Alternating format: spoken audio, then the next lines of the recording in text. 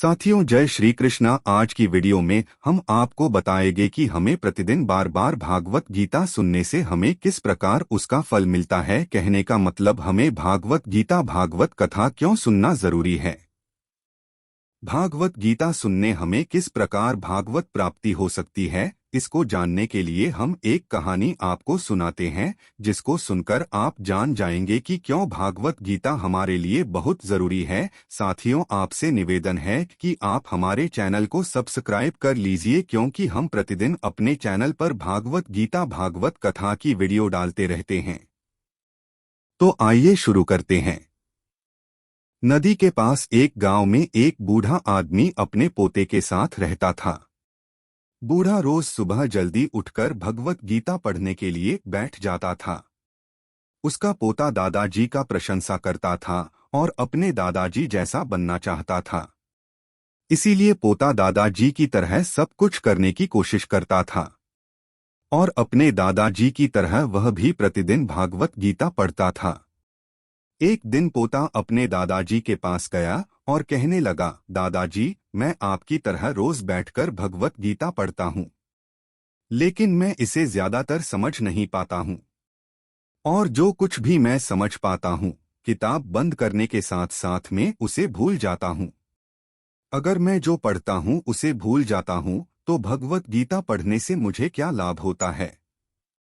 उस समय दादाजी के हाथ में एक कोयले की टोकरी थी। उस टोकरी में कोयले के दाग लगकर बहुत गंदी हो चुकी थी। दादाजी ने पोते की तरफ देखा और उसे कोयले की टोकरी देते हुए कहा, नदी पर जाओ और मेरे लिए एक टोकरी पानी लेकर आओ। दादाजी ने जैसा कहा, लड़के ने वैसा ही किया। लेकिन जैसे ही पोता नदी में जाकर टोकरी में पानी भरता है, उसका सारा पानी निकल जाता। वह फिर टोकरी में पानी भरना चाहता है, लेकिन टोकरी में पानी नहीं रुकता और वह परेशान हो जाता है और बार बार कोशिश करने से वह थक जाता है। हार थककर वह वापस अपने दादाजी के पास आता है और कहता है कि दादाजी, टोकरी में तो पानी ठहरता ही नहीं, फिर मैं आपके लिए पानी टोकरी में कैसे लेकर आऊं। दादाजी ने मुस्कुराते हुए कहा, वापस पानी लेने के लिए नदी में जाओ और फिर से कोशिश करो, लेकिन इस बार थोड़ा तेजी से पानी भरकर लाने की कोशिश करना। लड़का मान गया और इस बार नदी से पानी लेकर जल्दी घर पहुंचने के लिए तेज भागा। लेकिन इस बार भी वह पानी टोकरी में भरकर लाने में कामयाब नहीं हो सका और घर वापस आ गया। घर आने के बाद दादाजी ने देखा तो टोकरी खाली थी। दादाजी ने पोते को फिर से कोशिश करने के लिए कहा, लेकिन हर बार टोकरी से पानी निकल जाता है और टोकरी खाली हो जाती है। लड़का थक गया और अपने दादाजी को कहा, दूर नदी से टोकरी में पानी लाना असंभव है। मैं आपके लिए पानी से भरी बाल्टी ला सकता हूँ। दादाजी ने उत्तर दिया, मुझे पानी की बाल्टी नहीं चाहिए। मैं चाहता हूँ तुम उस कोयले की टोकरी से ही हमारे लिए नदी से पानी लेकर आओ और फिर से कोशिश करो।